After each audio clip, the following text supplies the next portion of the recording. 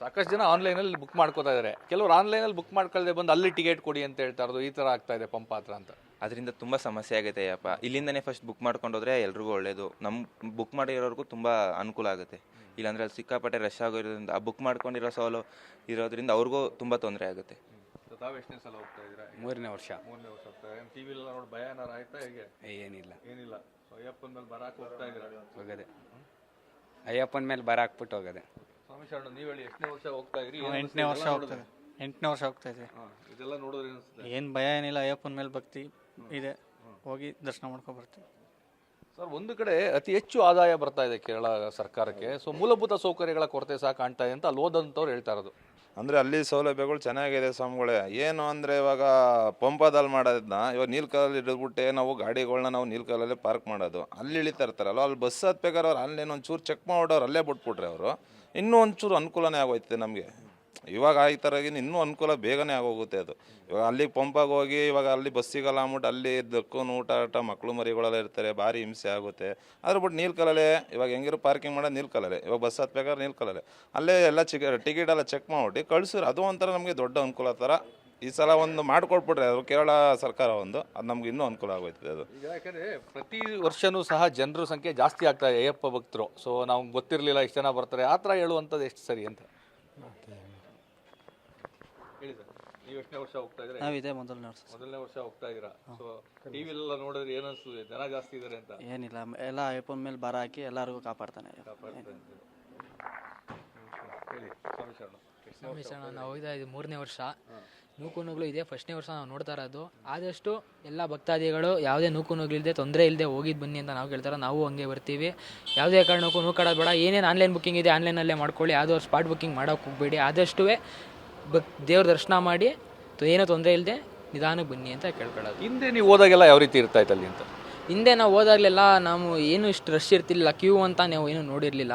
ಮಾಮೂಲಿ ನಮ್ಗೆ ಹಿಂಗೆ ದರ್ಶನ ಆಗ್ತಿತ್ತು, ಮಾಮೂಲಿ ಟೈಪೇ ಆಗ್ತಿತ್ತು. ಆದರೆ ಈ ಸಲ ಹೆವಿ ನೂಕುನುಗ್ಲು ನಾವು ನೋಡ್ತಾ ಇರೋದು. ಈಗ ಸಾಮಾನ್ಯವಾಗಿ ಹೋದ್ರೆ ಇಲ್ಲಿ ಪಂಪ ಅಥವಾ ನಿಮ್ಮದು ಆನ್ಲೈನ್ ಇದನ್ನ ಚೆಕ್ ಮಾಡ್ತಾರಾ? ಯಾವ ರೀತಿ ಎಲ್ಲೆಲ್ಲಿ ವಾಹನ ಎಲ್ಲಿ ನಿಲ್ಲಿಸ್ತೀರಾ, ಎಲ್ಲಿ ಬುಕ್ಕಿಂಗ್ ತಗೋತಾರೆ, ಮತ್ತು ಹೇಗಾಗುತ್ತೆ ಒಂದು ಸ್ವಲ್ಪ ವಿವರಿಸ್ಬೋದಾ? ಮಾಮೂಲಿ ನಾವು ನೀಲ್ಕಲ್ಲೇ ನಾವು ವಾಹನ ಪಾರ್ಕಿಂಗ್ ಮಾಡೋದು. ಅದು ಬಿಟ್ಟರೆ ನಾವು ಅಲ್ಲಿಂದ ಹೊರಟ್ರೆ ನಾವು ಪಂಪದಲ್ಲಿ ಸ್ಪಾಟ್ ಬುಕ್ಕಿಂಗ್ ಮಾಡ್ತಿರಲ್ಲ, ಅಲ್ಲಿ ಚೆಕಿಂಗ್ ಮಾಡ್ತಾರೆ. ನಮ್ಮ ಆನ್ಲೈನ್ ಬುಕ್ಕಿಂಗ್ ಎಲ್ಲ ಮಾಮೂಲಿ ಸ್ಪಾಟ್ ಬುಕ್ಕಿಂಗ್ ಅವರೆಲ್ಲ ಮಾಡ್ಕೊಳ್ತಾರೆ. ಪಂಪದಲ್ಲಿ ನಮ್ದು ಇರ್ಮೂಡಿ ಏನೇನೈತೆ ಎಲ್ಲ ತೊಗೊಂಡು ನಾವು ಬೆಟ್ಟ ಸ್ಟಾರ್ಟ್ ಮಾಡಿದ್ರೆ ಎಲ್ಲೂ ಇಲ್ಲ. ಬೆಟ್ಟದ ಮೇಲೆ ಹೋದ್ಮೇಲೆ ಅಲ್ಲಿ ಬೆಟ್ಟದ ಮೇಲೆ ಹೋದ್ಮೇಲೆ ಏನೂ ಇಲ್ಲ. ನಮ್ಮ ಮಾಮೂಲಿ ಏನೈತೆ ನಮ್ಮ ತುಪ್ಪದ ಇದು ಎಲ್ಲ ದೇವ್ರ ದರ್ಶನ ಮಾಡೋದು ಅಷ್ಟೇ. ಈಗೆಲ್ಲ 18 ಮೆಟ್ಲು ಪಡಿ ಹತ್ಬೇಕಾದ್ರೆ ಏನೂ ಇಲ್ಲ, ತೊಂದರೆ ಏನಾಯ್ತಿರ್ಲಿಲ್ಲ ಅವಾಗ. ಇವಾಗ ನೋಡಬೇಕು, ಯಾಕೆಂದರೆ ಹೆವಿ ಜನ ಇದ್ದಾರೆ. ನಮ್ಮ ಕಡೆಯವರು ಸುಮಾರು ಜನ ಹೋಗಿದ್ದು ಬಂದವರೆಲ್ಲ ರಶ್ಶು ಆಗಲ್ಲ, 1 ದಿವಸ ಆಗುತ್ತೆ 2 ದಿವಸ ಆಗುತ್ತೆ ಅಂತ ಹೇಳ್ತಾ ಇದ್ದಾರೆ. ನೋಡಬೇಕು ಏನು ಅಂತ. ಎಲ್ಲ ಅಯ್ಯಪ್ಪನ ಮೇಲೆ ಭಾರ ಹಾಕಬೇಕು. ಎಲ್ಲ ಅಯ್ಯಪ್ಪ ಇದ್ದಾನೆ, ಅಯ್ಯಪ್ಪ ನೋಡ್ಕೊತಾರೆ. ಸರ್, ಈಗ ಪಡಿ ಹತ್ರ ಹೋದ್ಮೇಲೆ ಅಲ್ಲಿಂದ ಯಾವ ರೀತಿಯಾಗಿ ನಿಮಗೆ ದರ್ಶನಕ್ಕೆ ವ್ಯವಸ್ಥೆಗಳಾಗ್ತದೆ, ಏನೆಲ್ಲ ಇರುತ್ತೆ ಅಲ್ಲಿ ಅಂತ? ಅಂದರೆ ಸ್ವಾಮಿಗಳು ಅಲ್ಲಿ ಪಡಿ ಅಂದರೆ ಅಲ್ಲಿ ಇವಾಗ ಒಂದು ಗೇಟ್ ಥರ ಇದೆ, ಅಲ್ಲಿ ಗೇಟಲ್ಲಿ ಲಾಕ್ ಮಾಡ್ತಾರೆ. ಅಲ್ಲಿ ಟೈಮಿಂಗ್ಸ್ ಅದು ಪಡಿ ಅಂದರೆ ಇವಾಗ ಒಟ್ಟಿಗೆ ಬಿಟ್ಬಿಡ್ತಾರೆ. ಅಲ್ಲಿ ಪಡಿಲೂ ನೂಕಾಟ ಇರ್ತದೆ. ನಮ್ಮ ಪಡಿ ನಾವು ಒಂದೊಂದು ಮೆಟ್ಲನ್ನ ನಾವು ಮುಟ್ಕೊಂಡು ಹೋಗ್ಬೇಕು, ಅಲ್ಲಿ ಆಗಲ್ಲ ಅದು. ಏನಕ್ಕೆ ಮಕ್ಕಳು ಮರಿ ಎಲ್ಲ ಕರ್ಕೊ ಹೋಗ್ತೀವಿ, ಹೇಳ್ದು ಬಿಸಾಕ್ತಾ ಇರ್ತಾರೆ. ಏನಕ್ಕೆ ಆ ಥರ ಬೇಡ. ಏನಕ್ಕೆ ನಾವು 18 ಮಂಡಲ 48 ಮಂಡಲ ಏನಕ್ಕೆ ಮಾಡ್ತೀವಿ? ಅದನ್ನು ಒಳ್ಳೇದಾಗಲಿ ಅಂತ ಮಾಡ್ತೀವಿ. ಅದು ಪಡಿನ ಒಂಚೂರು ನಿಧಾನ ಸ್ಲೋ ನೂಕು ತಳ್ಳಾಟ ಕಡಿಮೆ ಮಾಡ್ತಾರೆ. ನಾವು ಪಡಿನ ಒಂದೊಂದು ಮೆಟ್ಲು ನಾವು 18 ಮೆಟ್ಲು ನಾವು ಮುಟ್ಕೋದ್ರೆ ನಮಗೂ ಏನೋ ಎಲ್ಲರಿಗೂ ಒಂದು ಒಳ್ಳೇದಾಗಲಿ ಅಂತ ನಾವು ಕೇಳ್ಕೊಬರಕ್ಕೆ ಹೋಗೋದು. ನಮಗೆ ಒಳ್ಳೇದಾಗಲಿ ಅಂತ ನಾವು ಕೇಳ್ಕೊಬರಕ್ಕೆ ಹೋಗಲ್ಲ. ಅದೊಂದು ಒಂಚೂರು ನಮ್ಮ ಕರ್ನಾಟಕ ಮಲೆದಾರಿಗಳು, ಕೇರಳ, ತಮಿಳುನಾಡು ಮತ್ತೊಂದು ಎಲ್ಲಿಂದ ಬರ್ತಾರೆ ಸ್ಟೇಟ್ಗಳಿಂದ ಎಲ್ಲರಿಗೂ ಒಂದು ನಮ್ಮ ಕಡೆಯಿಂದ ಒಂದು ಮನವಿ ಕೇಳ್ಕೊತೀವಿ.